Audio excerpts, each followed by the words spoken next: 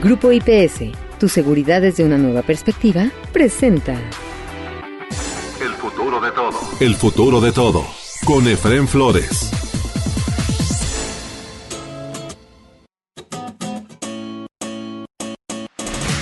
Hola, bienvenidos al futuro de todo. Soy Efraín Flores, dándoles una muy cordial bienvenida. El futuro de todo. El futuro de todo, con Efraín Flores. Amigos, quiero hacer una aclaración. En esta ocasión, el programa del futuro de todo es bastante amplio, más de 50 minutos. Porque está dividido en tres partes. Una entrevista con el presidente del IMEF, otra con el presidente del AMPEC. Son dos visiones distintas de la situación económica, sobre todo de la inflación. Muy distintas las dos visiones, y creo que son complementarias y muy importantes para que ustedes tengan, digamos, una visión 180 grados o 360 grados, como usted quiera, de lo que está ocurriendo con la inflación en nuestro país.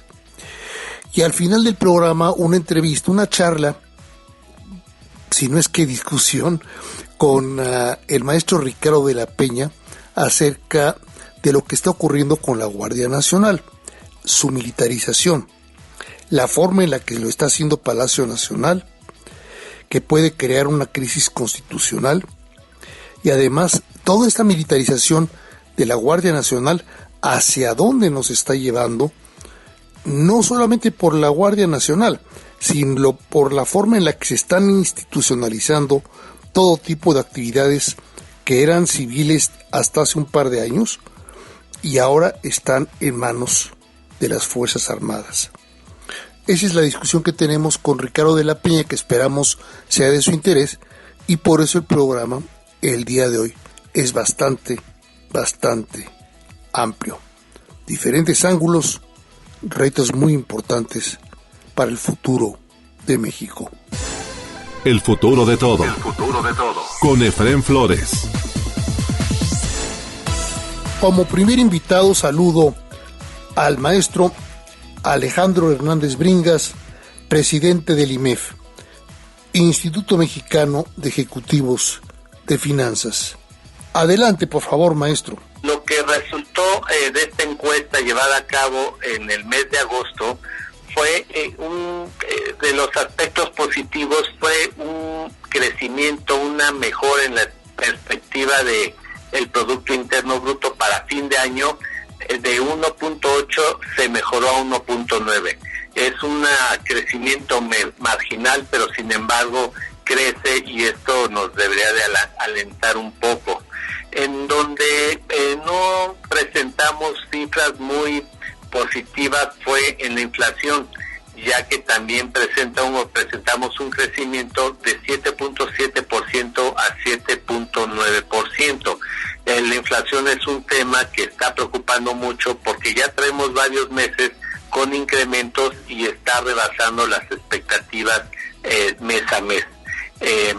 Por otro lado, presentamos una tasa de política monetaria para fin de año de 9.5%. Hoy la última tasa, producto del incremento de Banco de México, está en 8.5%. Nosotros al estimar 9.5%, estamos diciendo que todavía hay un margen en donde la Junta de Gobierno del Banco de México pudiera crecer pudiera seguir manteniendo incrementos durante lo que resta del año alrededor de 100 puntos base. El otro indicador que presentamos fueron los empleos del Seguro Social. El cambio, estamos presentando una cantidad de 500,000 nuevos empleos registrados en el Seguro Social durante todo el año.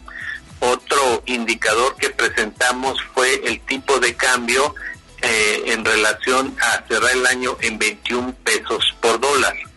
Esta encuesta que llevamos a cabo normalmente es sobre el año, pero en virtud de que ya estamos en la última parte del año 2022, un dato que nos pide que buscamos buscamos y se analiza es lo que pensamos de 2023, justo porque estamos prácticamente acabando el año 2022. Te voy a interrumpir nada más para hacer una breve discusión de los datos que acabas de proporcionarnos de 2022.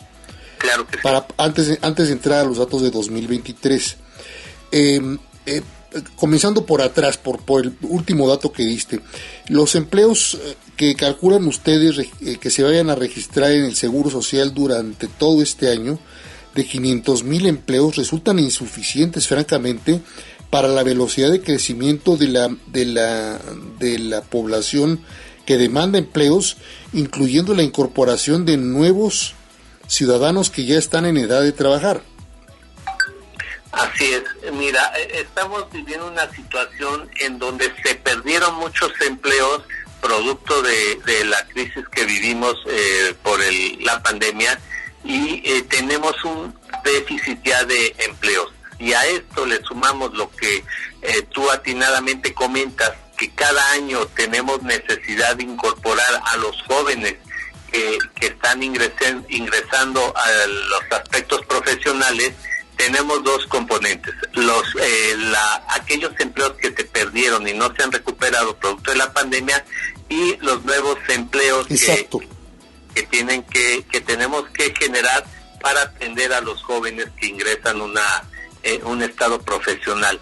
Nada más de esta última parte, los ingresos de jóvenes al mercado profesional están alrededor de 1 millón de personas, 1 millón de jóvenes, por lo cual, como tú bien lo comentas, 500,000 pesos, pues estamos apenas a un 50%, esto sin considerar aquellos empleos que se perdieron y no se han recuperado desde épocas de la pandemia. Sí, o sea, traemos un déficit total, digamos, de unos 2 millones de empleos, tomando en cuenta a los jóvenes que están ingresando al mercado, más aparte todos los rezagos que haya, o los empleos que están en tránsito también, porque hay mucha gente que está ahorita en tránsito en su trabajo, o sea, pasando de un empleo a otro, porque o no está satisfecho con el salario, o no está satisfecho con las condiciones y el medio laboral, el medio ambiente, todo lo que tú quieras, que ahora se demanda también muchísimo, ¿no? La parte social, digamos, del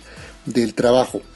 Entonces traes un 2 millones menos el medio millón que le sumas, pues traes, caramba, un déficit casi de 1,5 millones de empleos en el país. Por año, Efren.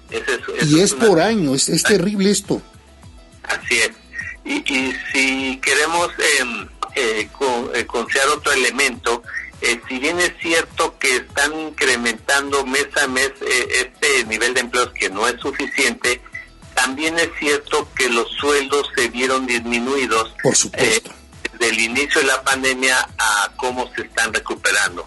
Es decir, a pesar de que sí se ven recuperando parcialmente los empleos y no son suficientes, el nivel del ingreso del trabajador no es lo que tenía al inicio de la pandemia. Así es, o sea, hay niveles inclusive salariales prácticamente miserables, y además, pues cualquier incremento que haya habido, ¿te acuerdas tú a los salarios mínimos que pudieran haber tenido impacto sobre el salario medio profesional? Pues también quedó prácticamente neutralizado con el efecto de la pandemia. Así es.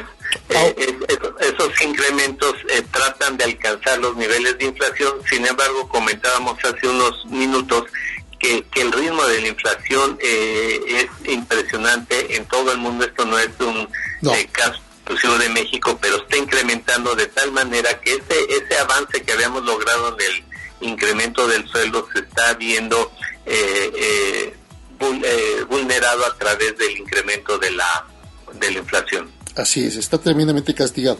Ahora, la inflación, que también es un dato que diste previo al dato de empleos, también está muy alta para lo que ustedes traen para este año, por lo que me estás diciendo, Alejandro.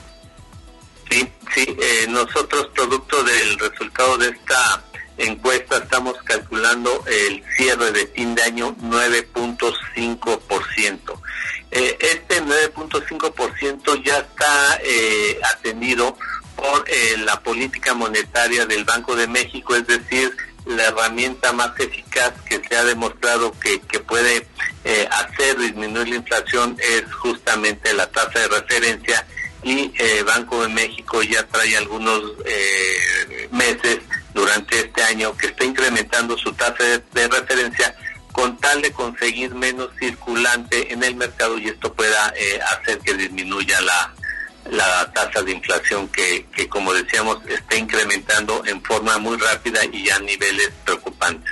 No, es claro que el Banco de México lo que está buscando es desacelerar el ritmo de crecimiento, por lo menos del consumo, si no es que de la economía, por lo menos del consumo. Nada más que en el consumo se lleva en medio a todo mundo, es decir, los productores también se ven afectados por los incrementos en las tasas de Banco de México, sobre todo la producción nacional. Les afecta también, por supuesto, en cuanto a las importaciones, que hay muchísima importación de la que dependemos de insumos, materias primas y alimentos también en nuestro país. Entonces todo eso también se ve afectado por el incremento de la tasa de interés, pero coincido 100% contigo, o sea, no hay mejor instrumento monetario por parte del Banco de México que la medicina de la tasa de interés, la tasa de interés y retirar circulante del mercado. Son sus dos herramientas, y por supuesto hacer subastas para recoger, por ejemplo, dólares también del mercado, ¿no? Así es. Cualquier persona física o cualquier empresa que use el financiamiento como un motor de impulso en sus finanzas particulares, me refiero a la persona o a la empresa, cuando vea incrementada la tasa de interés, pues le estará afectando. Si ya tiene compromisos derivados de financiamientos anteriores a una tasa de interés variable, pues se verá fuertemente afectado por este incremento. O si no es el caso, si no tienen financiamientos anteriores, pero necesitan del financiamiento para impulsar el crecimiento, este representará ahí un costo mucho más importante y podrá tener efectos en la decisión de iniciar esas inversiones. Si consideramos una empresa, sí poder invertir en ese crecimiento, o mejor esperar que las cosas se compongan. El esperar a que las cosas se compongan pues atenúa la recuperación económica, porque las inversiones empresariales pueden significar mayor cantidad de empleos, mayor cantidad de dinero en los bolsillos de las familias, y esto pues debe de repercutir en crecimiento económico. Al incrementar las tasas de interés, pues se ve mermado todo esto. Claro, adelante. Sí, te decía, sin embargo es necesario, porque una inflación a estos niveles, estamos, como te decía, estimando 9.5% al final del año, pero una inflación que pueda llegar a los 2 dígitos es una situación que podríamos considerar incontrolable y que se puede recuperar, bajar a esos niveles de inflación en el largo plazo, lo cual no beneficia a nadie. Los que tenemos más de 25 años sabemos muy bien que si llegamos a los 2 dígitos, que ustedes amablemente pusieron la inflación en 9.5 y no en 10, de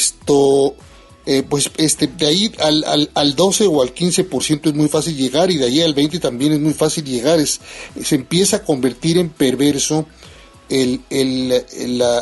digamos, el mecanismo monetario de Banco de México. Por eso Banco de México está cuidando muchísimo cómo va a seguir subiendo las tasas de interés, porque tiene que jugar además con doble cancha, digamos, el Banco de México, la cancha nacional, la cancha internacional, esa es una, pero aparte la cancha de la política de la Reserva Federal de los Estados Unidos, con la que casi corre en paralelo Banco de México.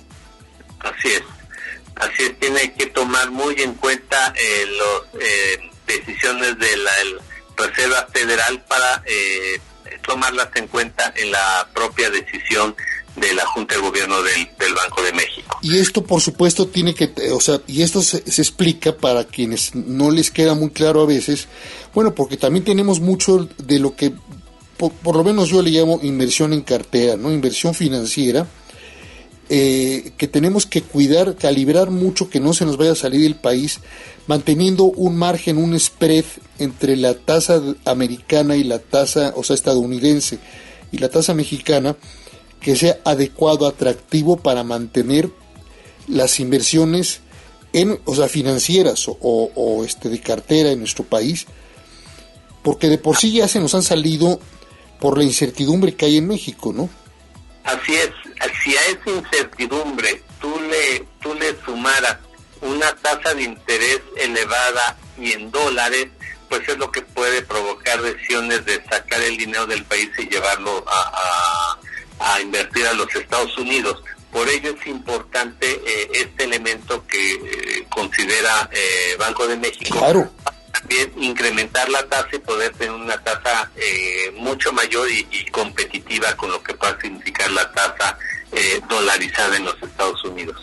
Y ya con esta inflación que nos estás marcando del 9.5%, pues se entiende un poquito más por qué también se ralentiza, se detiene el crecimiento del Producto Interno Bruto Nacional. Así es. A pesar de que tuvimos un incremento marginal de 1.8 y se revisa 1.9, sigue siendo un incremento muy bajo. Muy bajo. Recordar que en años previos llegamos a perder 8% y no hemos logrado recuperar esto. Lo que el país necesita son incrementos más importantes por encima del 2% y está a niveles de 1.9. Y si me permites comentarte, para 2023 estamos estimando el incremento en 1.4. ¿Qué quiere decir esto? Que no vemos una recuperación para el 2023, que si bien es cierto que en este mes se incrementó un poco, para el año 2023 baja, y esto quiere decir que seguimos viendo un estancamiento en el crecimiento económico durante todo el año 2023. Ahora, esto por lo que me estás diciendo, 1.4, ¿traen ustedes algún rango o es una sola tasa la que ustedes manejan? Esto 1.4, así como todas las cifras que te he comentado, es la media del resultado de la encuesta. Sí existen rangos, pero esto es la media. La media es 1.4%. No están viendo bien las expectativas tampoco para el próximo año. Así es. Y esto puede estar basado, discúlpame, Efraín. No.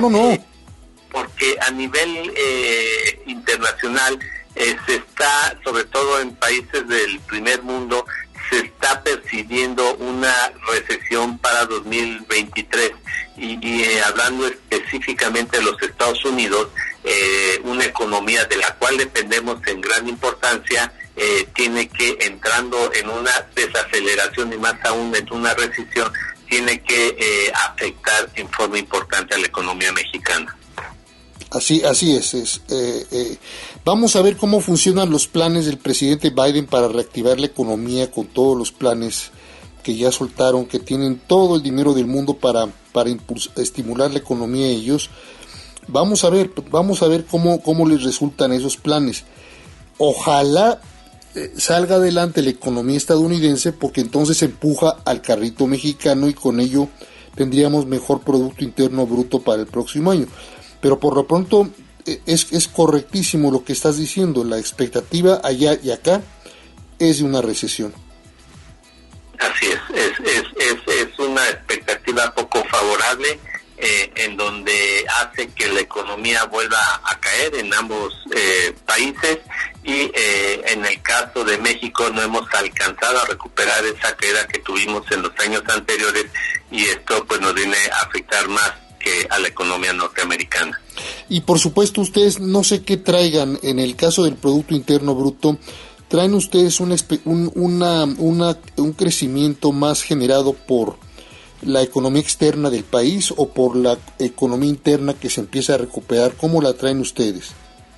Es un factor muy importante en la economía interna y la economía externa. Esta afectación que platicamos en estimar el crecimiento del 1.4 está muy relacionada con una pérdida en la economía norteamericana. Exactamente. Entonces, el carrito mexicano se detiene porque, el carrito de la dinámica económica, porque se detiene también la economía estadounidense. Sí, recordemos lo que hemos visto de mejoría en nuestro Producto Interno Bruto en lo que va del año. Si bien es cierto que no ha sido lo que quisiéramos, hay algunos elementos muy importantes que han impulsado. Uno de ellos son las exportaciones. El poder sumar en las cadenas de suministro del mercado norteamericano a través de los productos mexicanos ha sido un elemento que ha ayudado mucho a la economía mexicana. Si entrando en una desaceleración o recesión de la economía norteamericana dejan de requerir en la misma cantidad los insumos derivados de productos mexicanos, es ahí donde explica el por qué el crecimiento del PIB vemos que disminuye. Claro, y ahí es donde entra y pongo la palabra tan 1000 veces importante, el que nos sensibilicemos del lado mexicano, sobre todo del lado de las autoridades de Palacio Nacional, que el nearshoring, yo imagino que hay muchos economistas en Hacienda y en Banco de México que lo pueden explicar en Palacio Nacional, es tan importante para nuestro país porque podemos atraer inversiones nuevas, fuertes, dinámicas, muy importantes, como es el caso de los semiconductores o la producción de baterías para automóviles eléctricos con el litio. Muchas gracias al maestro Alejandro Hernández Bringas, presidente del Instituto Mexicano de Ejecutivos de Finanzas, por haber platicado con nosotros aquí, en el futuro de todo. Si a usted le interesa conocer más acerca del IMEF o bajar el estudio del que está hablando u otros estudios que tienen también disponibles en PDF ahí en el IMEF, digite la página de internet que aparece aquí en la portada específica de este podcast de El Futuro de Todo. El futuro de todo. El futuro de todo. Con Efrén Flores. Hay otra visión diferente, muy diferente del IMEF, acerca de lo que ocurre en el país. Nos referimos a los pequeños comerciantes de toda la vida. Aquella tienda de la esquina, aquella miscelánea y farmacia de siempre, la barrotería que está enfrente de la casa o en la cuadra, la ferretería de cuando crecimos. Esas tiendas sufren por la inflación y porque las dejaron solas desde la pandemia y hasta el día de hoy. Platicamos acerca del efecto de la inflación sobre este tipo de comercios con el maestro Cuauhtémoc Rivera. Él es presidente de la ANPEC, la Alianza Nacional de Pequeños Comerciantes. Hicieron una encuesta acerca de los alimentos, de los costos de los alimentos y de la escasez también que hay de alimentos en el país, ¿verdad? Claro, así es la número 17 y nos focalizamos, como bien lo señala el señor Efrén, en ventas y en costos y en hábitos de consumo, digámoslo así. Le podemos decir algunos datos si gusta. Los productos que más alzaron su precio en promedio en el último tramo es el huevo, las bebidas, las tortillas, las botanas, el pollo y el pan. Los productos con mayor utilidad para el canal son cervezas, cigarros y bebidas. Los productos con menor alza de precios son los productos que se presentan a granel, los dulces artesanales y las legumbres. Los productos que más se venden a granel son el azúcar, el arroz y el frijol. En el consumo podemos decir que ha habido un cambio muy importante en los hábitos de consumo en la población, o se está dando este cambio, y se trata de que la gente está reduciendo su compra, está focalizándola y está pasando a comprar por unidad o por pieza y a granel y productos de carácter genérico. Algunas de los cambios de compra o de consumo son los siguientes.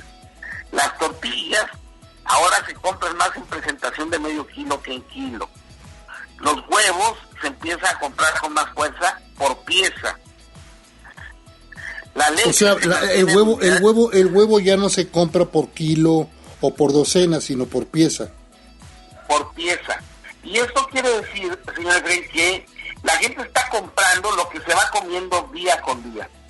Es decir, hay una suerte de dos efectos. Una autorracionalización de la comida, pues se autorracionalizan, y hay un mayor control del consumo en el hogar, y también esto es derivado de que el poder adquisitivo de la gente está muy minado.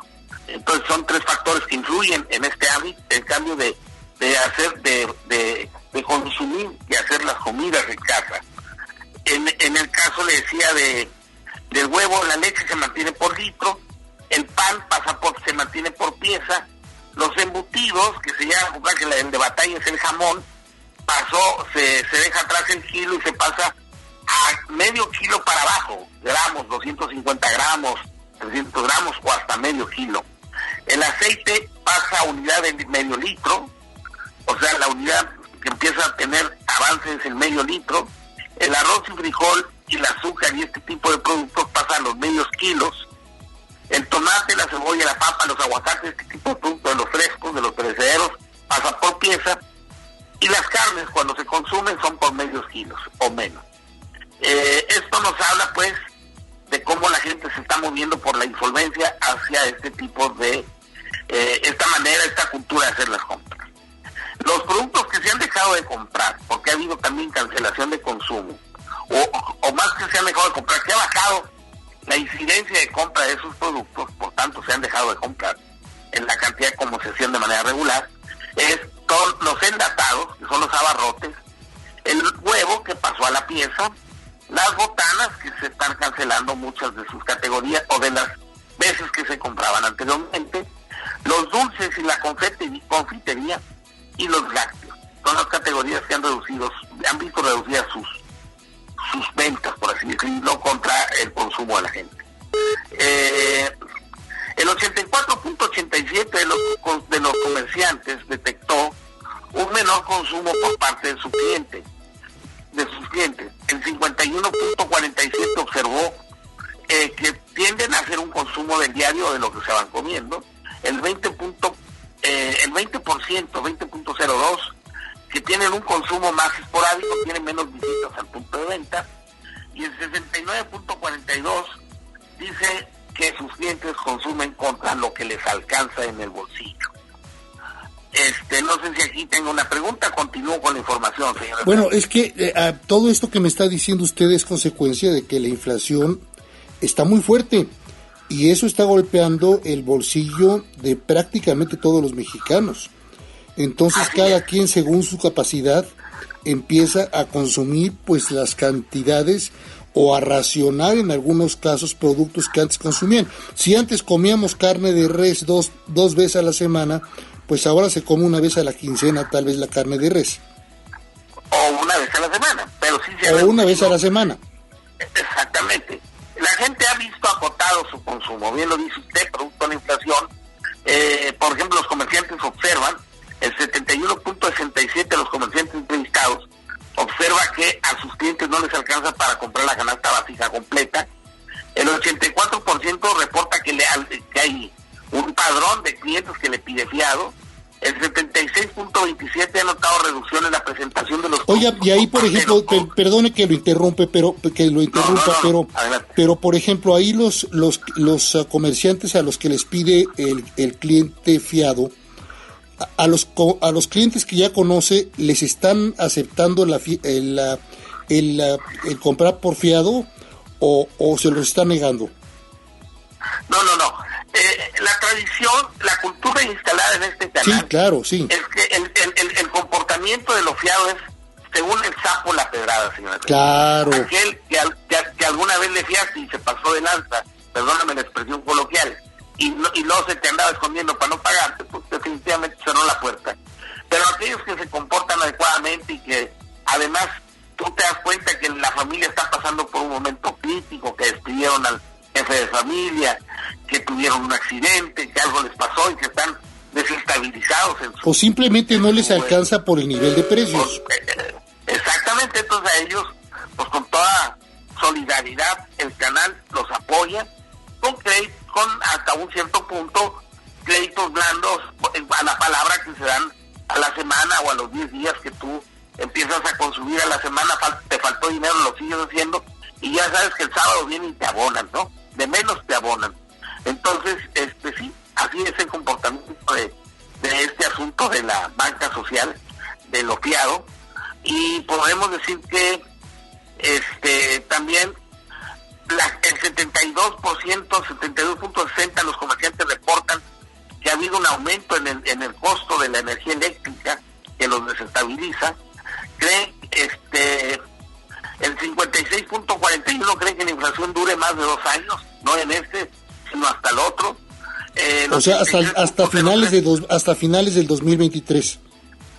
Sí, y prácticamente si ahí llegamos con esta historia, y si es que se da, porque hay ya ves voces encontradas en todo esto, si se llegara a dar, pues ya estaríamos hablando que cerramos el sexenio con una tendencia así. ¿Por qué? Porque este año, pues lo que le resta es medio año y es la parte del año más caliente, la más difícil, la de mayor consumo. Y el próximo año todos los mexicanos sabemos que va a haber el juego de la sucesión presidencial, va a arreciar y va a ser un factor que le meta todavía más incertidumbre a la situación económica del país. Y bueno, pues todo esto está jugando un papel, ¿no? Por el otro lado, el 83% cree que es urgente que haya aumento salarial para contener la inflación, y otros tantos reportan que ahora los aumentos que se están registrando con más fuerza son los aumentos a los impuestos locales, a lo predial, al impuesto predial, o sea, el catastro, a los permisos, a los servicios públicos municipales y estatales. Los retos que se descubren en este estudio, señor Efrén, son más o menos los siguientes. 1, 46.41 de los comerciantes han sido víctimas de un acto de violencia. Hay un reto que es la seguridad. ¿Cuánto? Lo que ustedes están registrando es el 46, casi 46 y medio. Sí, casi. Digamos que si fueran 2 comerciantes, uno ha recibido un acto de violencia o ha vivido un acto de violencia y otro no. El 50% de números redondos.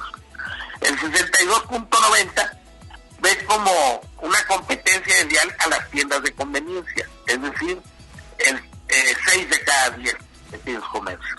El 78.45 no cree que el PASIC haya funcionado. El 54.23 espera programas de beneficios como créditos y por parte de los proveedores. El 58.21 espera que el gobierno dé créditos y empleos bien remunerados, porque lo que hasta ahora han hecho, han ofrecido créditos que pues no han sido del interés del sector. El 71.77 no cree que el gobierno haya sido bueno o diferente para mejorar el país en su situación económica. ¿Qué porcentaje, perdón? El 71.77. 71, o sea, casi 72% no cree que este gobierno haya sido bueno para mejorar la situación económica del país. Correcto. El 60.78 cree que el gobierno no ha resuelto la situación económica del país, o sea, 6 de cada 10. 80% nota un incremento en el mercado informal. El 51.71 no estoy de acuerdo con que se oculte la venta de cigarros, ya que ahorita hay una expresión en el sentido. El 83.53 dice que no creen llegar en una mejor situación para fin de año. Con ese afirmativo de Cuauhtémoc Rivera nos quedamos todos boquiabiertos. Ahí tiene usted los datos de los encuestados empresarios micro y pequeños del comercio mexicano. Toda la población, queda claro, se ve perjudicada y sufre por la inflación. La gran mayoría de comerciantes en pequeño, los de la tienda de la esquina, farmacia, papelería, ferretería, insisto, la peluquería, los abarrotes de la esquina, todos ellos, los pequeños negocios familiares, no creen que este gobierno maneja bien la economía ni la seguridad.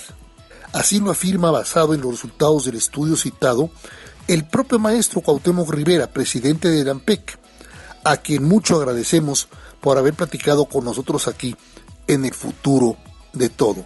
Si a usted le interesa conocer más acerca de la AMPEC y por supuesto bajar completo el estudio del que platicamos aquí con el presidente de AMPEC, visite el sitio de internet que aparece también aquí en la portada de este podcast de El futuro de todo. 20 segundos y regresamos con ustedes aquí a El futuro de todo. ¿Te preocupa tu seguridad o la de tu empresa? ¿Necesitas oficiales de seguridad, protección ejecutiva, monitoreo personal o vehicular? No te preocupes. Con Grupo IPS, empresa mexicana en seguridad privada, tu seguridad desde una nueva perspectiva tiene lo que necesitas. Además, son especialistas en alarmas y seguridad electrónica. GrupoIPSMexico.com. El futuro de todo. El futuro de todo. Con Efrén Flores. Continuamos en El futuro de todo. Soy Efrén Flores, dándoles el más cordial de los saludos. Vamos a platicar con el maestro Ricardo de la Peña acerca de la enmienda legislativa que, por cierto, está debajo del mando constitucional. Pero así ya la envió el presidente a la Cámara de Diputados para la Guardia Nacional, para que formalmente, según él, quede en control total de las instancias militares sin depender en nada de mandos civiles. Que ya nada más es darle forma, porque abierta y descaradamente ya es una institución con personal militar y que opera prácticamente bajo la coordinación militar. Mira, yo te diría que de hecho son 3 puntos los que me gustaría tocar. El primero corresponde precisamente a este asunto de que es algo que es más de forma que de fondo, impacta más en términos de la estructura normativa que de la operación real que está teniendo. Por supuesto. Eso tiene 2 consecuencias. Por un lado, yo no estoy muy de acuerdo en que estemos por entrar a una crisis práctica, aunque formalmente estemos por entrar a un proceso en el cual normas secundarias van a estar contraponiéndose con los principios constitucionales. Sin embargo, no lo veo como algo crítico, no por soslayar la importancia que tiene estas inconsistencias, sino porque el marco normativo mexicano da mucha permisividad a que las normas secundarias contradigan a la Constitución y que esto conlleve ni un problema de crisis constitucional o de crisis institucional, ni un problema práctico de capacidad de gobernanza y de entendimiento de lo que está ocurriendo y de cuál es el marco normativo con el que opera el Estado. Pero te voy a hacer una pregunta, a reserva de que te estoy interrumpiendo y te pido disculpas. Pero te voy a hacer una pregunta. ¿Habías visto tú en otra administración pública, en otro sexenio del gobierno federal, tantas aplicaciones de legislaciones, digamos, secundarias, porque todas son secundarias, por encima de la Constitución, como lo estamos viendo ahora? A ver, en el caso energético, en el caso de la Guardia Nacional, seguramente también lo van a hacer en el caso de la reforma, digamos, a toda la parte electoral. O sea, por todas partes da la impresión de que Palacio Nacional le gusta jugar, si no lo puede aprobar el Congreso, con jurisdicción secundaria por abajo de la Constitución, pero a él no le importa. A ver, no, pero eso tiene que ver con la actitud cínica del actual gobierno. Eso es lo que te digo. Eso es lo grave de lo que estamos viviendo. Pero es un problema actitudinal. El gran quid del asunto es que la estructura normativa persistente a la actual administración permitía este uso abusivo de procesos de cambio de leyes secundarias que eran vigentes en día de mientras y que requería una mayoría calificada en la Suprema Corte para ser eliminadas, para ser erradicadas y darle consistencia al marco jurídico nacional. Este hecho de haber dejado la norma así, llevado al extremo con alguien cínico, pues lo que te lleva es lo que estamos viendo. pero el gran problema es que se había permitido que esto pasara. Existía siempre la posibilidad de legislar por vía de ley secundaria, contradiciendo a la Constitución y esperando que esto fuera vigente por el tiempo en que resolvía la Corte, o que incluso la Corte no aprobara su eliminación por no alcanzar una mayoría calificada. Esto es algo importante, porque en la práctica hay quien está hablando ahorita de que va a sobrevenir una crisis constitucional y que las Fuerzas Armadas tendrán que resolver si respaldan al gobernante o respaldan a la Constitución. La respuesta es perdón. La Constitución misma y el marco normativo mismo permite la coexistencia de normas constitucionales en un sentido y de leyes secundarias en otro sentido que contradigan la Constitución. Se dejó esta posibilidad. Entonces, no conlleva una situación crítica, porque así puede ser, así puede operar, así puede funcionar, lamentablemente. Esto es, lo importante sería llevar adelante en algún momento, mediante algún procedimiento que habría que practicarlo eso en otro momento, cuál podría ser, llevar a cabo una reforma que impida esa inconsistencia o evite la operación de cualquier reglamentación secundaria que contravenga lo constitucional. Pues estamos discutiendo mucho asuntos de parafernalia, cuando realmente en la práctica lo que debemos hacer es centrarnos en exigir que se dé respuesta de fondo al problema de seguridad pública que no se está resolviendo, y que obviamente la estrategia de abrazos y no balazos no está resolviendo forma alguna. ¿Sabes qué pasa? Yo no estoy de acuerdo en que estemos discutiendo parafernalia, y te voy a decir por qué. Tal vez esto ahí me puedas tú corregir, pero lo que más se está discutiendo sobre ese tema de la Guardia Nacional no es si la Guardia Nacional está o no está ya operando en manos del Ejército, sino que no debiera y que debiera tener mandos civiles, porque se le está dando demasiada fuerza, valga la redundancia, a las Fuerzas Armadas para militarizar. Todo indica que estamos militarizando todo el sistema institucional del país, y esto es una de las puertas que estamos abriendo, pues lo hemos visto en Nicaragua, lo hemos visto en Venezuela, por supuesto también en Cuba. En los países hipermilitares abren las puertas a las dictaduras y cancelan democracias. Quien nos encabeza tiene que ser un integrante de Fuerzas Armadas. Puede ser un civil como parte de un gobierno civil que coordina y subordina a las estructuras militares, a las estructuras armadas, a el mando civil. Este sería el ideal. Ahora, el real es que cada vez estamos más lejos de esto, que estamos creando una fuerza muy, muy grande, muy poderosa, con intereses además muy enmarañados en el seno de las Fuerzas Armadas. Y que esto es peligroso porque la capacidad de revertirlo es limitada.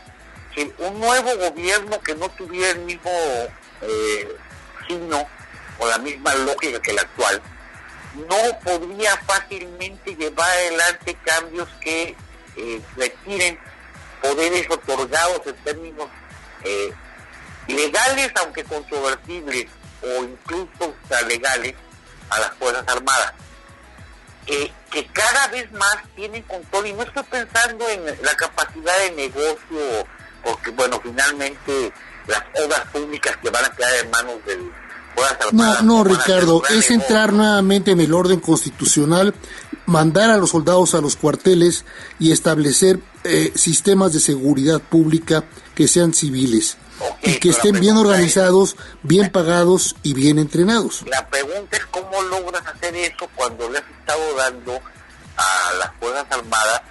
No pensemos en negocio, porque los negocios no serán tal, no. Pensemos en la capacidad de apropiarse de una parte de la renta cada vez más importante que se genera a través de mecánicas de imposición hacia la sociedad en su conjunto. Hoy día el ejército mexicano ha aumentado su participación en el presupuesto público y su capacidad de cobertura de instituciones públicas que le permiten administrar recursos, de manera tal que eso deriva en un poder real para las Fuerzas Armadas.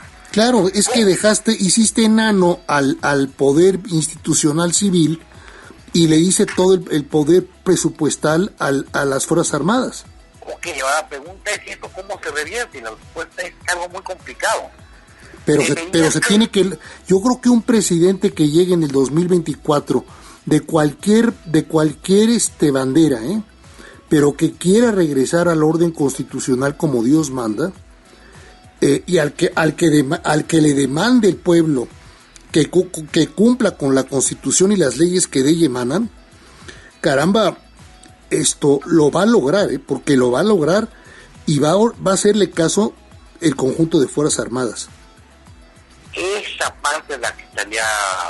Pues entonces tú ya estarías hablando de una rebelión política o de cualquier forma que puede implicar un golpe de Estado. Entonces, es lo que tú me estás diciendo ya.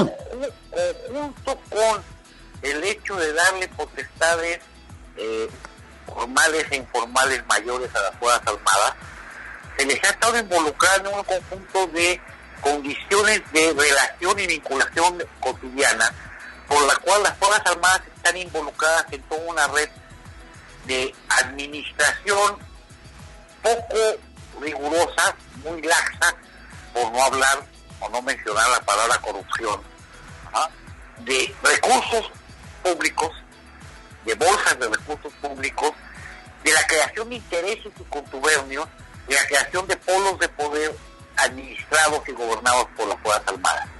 Es que eso me estás llegando a la conclusión de lo que por ahí leía yo, que escribía algún editor, algún columnista. Le estás dejando la capacidad presupuestal y la capacidad de fuego más grande de este país a dos polos de que tienen capacidad de fuego económico y de fuego, por supuesto, de armas. Al fuego, digamos, legal de las Fuerzas Armadas y al fuego del narcotráfico. Así de sencillo. Espero, amigos del Futuro de Todo, que hayamos transmitido la gravedad de un cambio que aparenta ser de forma, pero es extremadamente serio por su profundidad inusitada. Por eso los mexicanos tenemos que oponernos. No es un acto de buena fe la militarización de la Guardia Nacional. No es parafernalia. Es el comienzo de un nuevo régimen que se despide de la democracia que nos ha costado décadas y décadas construir a millones de mexicanos, muchos de los que desde 1968 y antes dieron su vida por esa democracia. Para quien tenga dudas de lo que respondo al final de esta acalorada charla con mi querido maestro Ricardo de la Peña, léase el artículo de Héctor Aguilar Camín en Milenio del 1 de septiembre pasado. Lleva como título Los dos monopolios de la violencia. Interesantísimo, contundente, es de veras fuerte. Y si quieren extender todavía más la información, les recomiendo el análisis de Héctor de Mauleón en Nexos, en su edición también del 1 de septiembre, con el título, tal cual el título del artículo de Mauleón, 6 de junio de 2021, la elección del narco. Tal cual así lo dice él. Ahí en Nexos, de ahora de septiembre, está firmado por Héctor de Mauleón. Una tras otra, columnas de analistas, intelectuales, periodistas, comunicadores, opinadores, todos advertimos acerca de la crisis constitucional que se le viene encima a México. Esto no es un juego de ángulos. Estamos en el umbral del absurdo mexicano que provoca una cada vez más enconada confrontación de expertos, académicos, intelectuales, juristas, con ese cinismo ejecutivo del que nos habla Ricardo de la Peña. La militarización de la Guardia Nacional, pasando por encima de nuestra Constitución, no es, insisto, parafernalia. Queremos que se resuelva con la Constitución y con las leyes en la mano. Ya no tuvimos la oportunidad de revisar, Ricardo y un servidor, una declaración del presidente que apareció en los medios, pero hasta el viernes pasado. Está decepcionado el señor presidente porque los 4 ministros que él seleccionó para la Suprema Corte no lo obedecen. Yo digo, Felicidades, ministros. Ustedes cumplan con la ley y con la Constitución. Con la ley y para hacer cumplir la ley. No para la justicia que un solo personaje cree que es capaz de impartir para el bien del país, para siempre. Muy triste tenerlo que decir una y otra vez. Hablamos de México y no de Cuba, ni Venezuela, ni mucho menos Nicaragua. Esto es los Estados Unidos mexicanos. Más nos vale entenderlo más temprano que tarde. Muchas gracias al maestro Ricardo de la Peña por esta acalorada discusión. Si a usted le interesa conocer más del maestro Ricardo de la Peña o de su empresa Investigaciones Sociales Aplicadas, ISA, visite el sitio de internet que aparece aquí en el podcast, en la portada de este podcast de El Futuro de Todo. El futuro de todo. El futuro de todo. Con Efrén Flores. Eso es todo por hoy en El Futuro de Todo en México y de cara al mundo. La realización y producción de este podcast, El Futuro de Todo, está a cargo de Mario Díaz y su equipo en redes. Un servidor, Efrén Flores, se despide de ustedes esperando contar con su presencia en el próximo de nuestros podcasts de El Futuro de Todo. Hasta entonces. Grupo IPS, tu seguridad desde una nueva perspectiva, presentó El Futuro de Todo. El Futuro de Todo. Con Efrén Flores.